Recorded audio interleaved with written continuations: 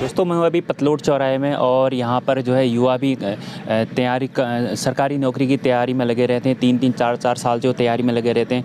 अभी हाल ही में जो है उत्तराखंड पुलिस द्वारा जो देहरादून में छात्र प्रदर्शन कर रहे थे अपनी मांगों को लेकर, उनकी मांगें जायज़ थी और पुलिस द्वारा वो बर्बरता की गई। इस बारे में आप क्या कहेंगे?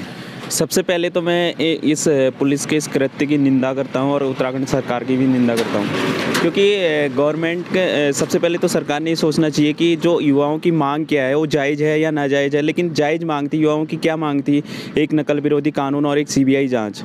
क्या इसमें एक गवर्नमेंट ये नहीं करा सकती? जो वहाँ पे शांतिपूर्वक धरना दे रहे थे, जो हमारे भाई लोग हम लोग सब धरना दे रहे थे वहाँ पे, तो पुलिस ने कैसी बर्बरता की वहाँ पे?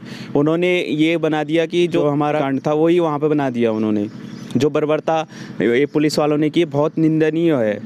कहीं न कहीं जो है युवा जो है अभी सीबीआई की मांग को लेकर अड़े हैं और सरकार उसमें कोई एक्शन नहीं ले रही है। भले ही अभी उन्होंने जो है नकल विरोधी कानून को मंजूरी दे दी है, उसमें राज्यपाल की भी मंजूरी मिल चुकी है।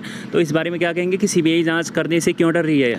सीबीआई जांच करने से सरकार इसलिए डर रही है ताकि उसकी पोल ना खुल जाए, क्योंकि पूरा घपला जो हुआ है, पूरी सरकारें ऐसी हैं, कोई भी ऐसा नहीं है यहाँ पे उत्तराखंड में हम ये नहीं कह सकते कि इस सरकार ने घपला नहीं किया। हालांकि जो सीएम हमारे धामी जी हैं वो इसको कम करने की कोशिश कर रहे हैं, लेकिन ये कोई तरीका नहीं होता कि आपने वहाँ पर पुलिस फोर्स भेज के आपने वहाँ पर ऐसी बर्बरता करी है कि मतलब ये बहुत निंदनीय है।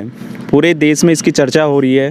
तो मतलब मैं तो यही कहूँगा कि हम कैसे भरोसा कर लें कि जो अगला पेपर हम देंगे वो पूरी शुचिता के साथ होगा या फिर उसमें कोई नकल नहीं होगी। आप तो ये साल भर ये ऐसा चलता रहता है, ये पेपर कराएंगे फिर कैंसिल करेंगे, दूसरा कराएंगे फिर कैंसिल करेंगे। हम कब तक तैयारी करते रहेंगे? आखिर हमें 5 साल हो गए लगभग तैयारी करते हुए। तो हम बेरोज़गार गरीब घर के इंसान हैं, तो कहाँ से तैयारी करेंगे इतनी? कहीं न कहीं पहाड़ों में जो है यहाँ रोज़गार के साधन नहीं और मध्यम वर्ग के जो लोग हैं वो तैयारी में लगे रहते हैं। उन 4-5 साल से तैयारी कर रहे होते हैं और कुछ ऐसा घटित हो जाता है जो नकल माफिया हैं वो पेपर को बेचकर जो है 20-20 लाख में 15-15 लाख में बेच देते हैं और उसका फ़ायदा दूसरे को मिल जाता है जो मेहनत भी नहीं करते हैं और वो सरकारी पदों पर पहुँच जाते हैं। कहीं न कहीं इनकी पीड़ा है और जो अभी हाल ही में सरकार ने नकल विरोधी कानून बनाया गया, आशा है कि वो उस पर जो है जो आयोग हैं और जो सरकार है वो खरी उतरेगी और लोगों जो युवा हैं उनके भविष्य के साथ अब आगे खिलवाड़ नहीं होगा। ये भी कहना चाहूँगा कि मैं जो यूकेपीएससी पहले तो क्या था कि यूके में ये ऐसे घपले होते रहते थे, लेकिन सरकार ने जब यूकेपीएससी में निकाला तो वहाँ तो उससे भी बड़ा घोटाला निकल के आ गया। अब हम भरोसा किस पर करें?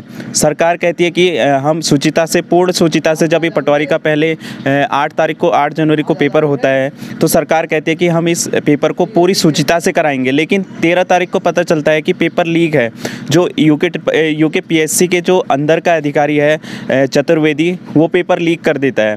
तो हम कैसे मान लें कि जो अन्य परीक्षाएं हुई वो शुचिता के साथ हुई होंगी? तो हमारी यही मांग है कि गवर्नमेंट से कि वो सीबीआई जांच कराए और सख्त से सख्त नकल विरोधी कानून हो। जो अभी हाल ही में सुनने में ये आ रहा है कि नकल विरोधी कानून बनने वाला है, तो हम ये भी कहना चाहेंगे कि जो ये पटवारी का पेपर हो रहा है इसमें जो नकल करने वाले जो लोग हैं उनको भी शामिल किया जा रहा है। तो हम कैसे मान लें कि इसमें भी क्या कहते हैं, जो इसमें नकल नहीं होगी? हम यही हैं क्या? हम पेपर देते रहेंगे, कैंसिल होता रहेगा, पेपर देते रहेंगे, कैंसिल होता रहेगा। आपको एक चीज़ मैं रोकना चाहूँगा, जो अभी हाँ आपने एक मुद्दा उठाया कि जिन्होंने नकल की थी उनको भी शामिल किया जा रहा है। इस पर जो आयोग जो है सही फैसले नहीं ले रहा है, इस बारे में क्या कहेंगे? आयोग सही फैसले इसलिए नहीं ले पा रहा है क्योंकि गवर्नमेंट कहीं ना कहीं उसमें संलग्न हो सकती है। क्योंकि अगर गवर्नमेंट उसमें संलग्न नहीं होती तो यहाँ पर सीबीआई हो जाती। क्योंकि जहाँ पे बीजेपी, अगर हम जो बीजेपी से अगर हम हिमाचल प्रदेश की बात करें, वहाँ पर बीजेपी गवर्नमेंट थी तो वहाँ पर सीबीआई जाँच नहीं हुई। लेकिन जब कांग्रेस की गवर्नमेंट आई तो वहाँ पर दूसरे ही हफ्ते वहाँ पर सीबीआई जाँच होगी। तो हम ये कहना चाहेंगे कि गवर्नमेंट को सीबीआई जाँच कराने में आखिर दिक्कत क्या है?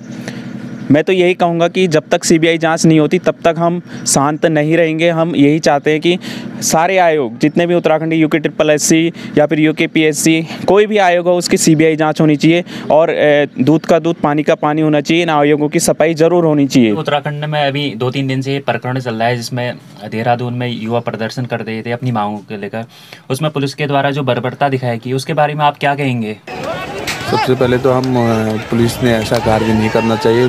युवाओं को धैर्य रखने एवं सरकार को और युवाओं के बीच आपसी बात करने के लिए एक सामंजस्य करना चाहिए।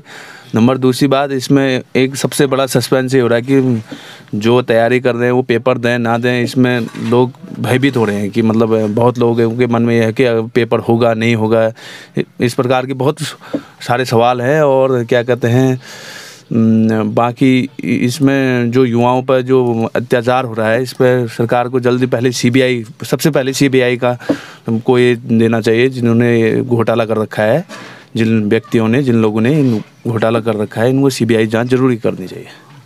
नहीं, वो सही नहीं थी, वो गलत किया गया युवाओं के लिए। तो इस कार्य के लिए मैं पुलिस वालों को इस अभद्रता के लिए मैं कोसता हूं, और सरकार को भी कोसना चाहिए, क्योंकि सरकार ने देखना चाहिए युवाओं को, बेरोज़गार हैं युवा हमारे, और उनको रोज़गार देने का काम करना चाहिए, ये मैं कहना चाहूँगा। कहीं ना कहीं युवा जो है सीबीआई की मांग को लेकर अड़े हैं, अभी तक सरकार उस पर कोई फैसला नहीं ले रही है, इसके बारे में क्या कहेंगे?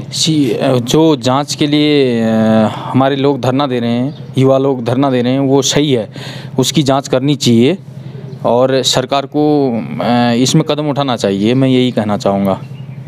कहीं ना कहीं इनका कहना है कि सीबीआई जांच होनी चाहिए और दूध का दूध, पानी का पानी होना चाहिए। तब तक के लिए इस वीडियो में इतना ही। अगली वीडियो में फिर आपसे मुलाकात होगी। नमस्कार।